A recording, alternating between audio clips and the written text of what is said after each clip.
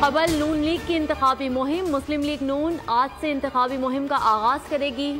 Party ذرائع کے مطابق پارٹی کے صدر اور سابق وزیر اعظم شہباز شریف آج فاروق آباد میں پہلے انتخابی جلسے سے خطاب کریں گے۔ شاہین گراؤنڈ میں جلسے کے انتظامات بھی جاری ہیں، سیکیورٹی کے بھی سخت انتظامات کیے جائیں گے۔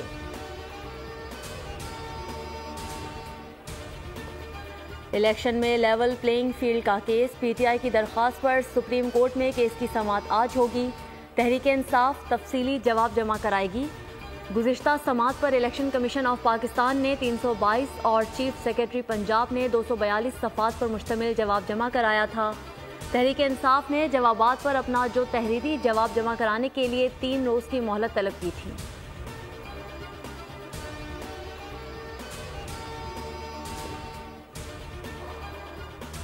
پنجاب، سندھ اور خیبر پختونخوا کے میدانی علاقوں میں آج بھی شدید دھند کا راج برقرار، حد نگاہ انتہائی کم۔ موٹر وے M2 لاہور سے شیخوپورہ تک بند کر دی گئی۔ M3 فیض پور سے درخانہ، M4 فیصل آباد سے پنڈی بھٹیا شورکوٹ تک ہر قسم کی ٹریفک کے لیے بند۔ M5 موٹر وے ملتان سے روہڑی تک بند، سیالکوٹ موٹر وے کو بھی گاڑیوں کا داخلہ ممنوع۔ ترجمان موٹر وے پولیس کی شہریوں کو غیر ضروری سفر سے گریز کی ہدایت، انتہائی ضرورت میں گاڑیوں میں فوگ لائٹس کے استعمال کا مشورہ۔ ملک میں شدید اور خشک سردی کی لہر برقرار، کراچی میں آج سرد ہوائیں چلنے کا امکان ہے۔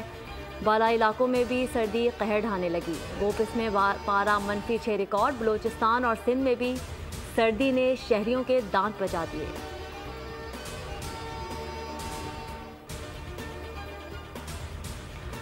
گجرانوالہ میں ڈی سی کالونی کے قریب تیز رفتار بس الٹ گئی، 2 مسافر جاں بحق، 26 زخمی، متعدد زخمیوں کی حالت تشویشناک ہے۔ ریسکیو حکام کے مطابق حادثہ دھند کے باعث پیش آیا، بس کو ہاٹ سے لاہور جا رہی تھی۔ لاشوں اور زخمیوں کو اسپتال منتقل کر دیا گیا۔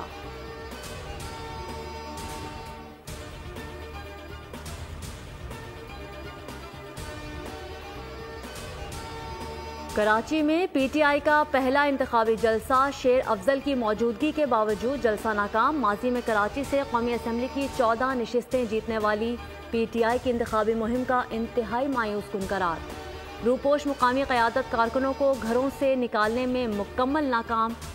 شیر افضل مروت تقریر میں بلانے والوں کے غائب ہونے کا گلہ کرتے رہے۔ خرم شیر زمان جلسے میں جھلک دکھا کر غائب، مہمان اداکار کو بلا کر صوبائی اور مقامی قیادت لاپتہ ہو گئی۔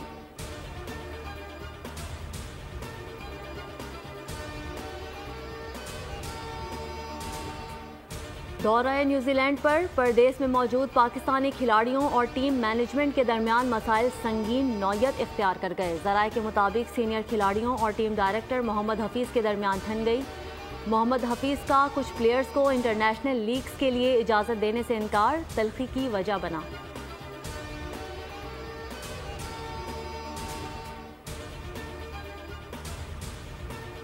بول نیٹ ورک کا ملک میں انٹرپرینورشپ کی ترقی کے لیے بڑا اقدام، بول نیٹ ورک اور پاک لانچ .com کا اشتراک، جدید کاروبار کے ماحول کو فروغ دینے کے لیے پروڈکشن کا اعلان۔ پاک لانچ پر ریئلٹی شو سے نئے کاروباریوں کی مہارت میں مزید نکھار آئے گا۔ تقریب سے چیئرمین بول نیٹ ورک اور CEO سمیر چشتی کا خطاب۔ پاک لانچ .com کے بانی علی فہد بولے، وہ 2030 تک پاکستان کے ٹیک ایکو سسٹم کو دنیا کے 10 صف اول ممالک میں لانا چاہتے ہیں۔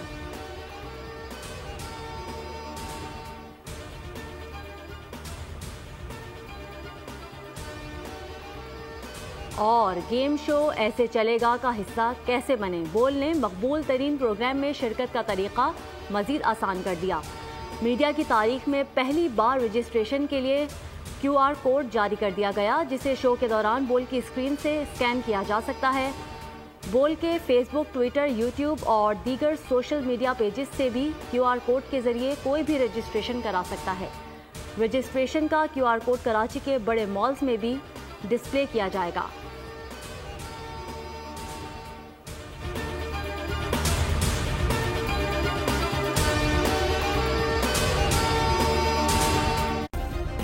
سبسکرائب کریں اور بیل دبائیں تاکہ کوئی خبر رہ نہ جائے۔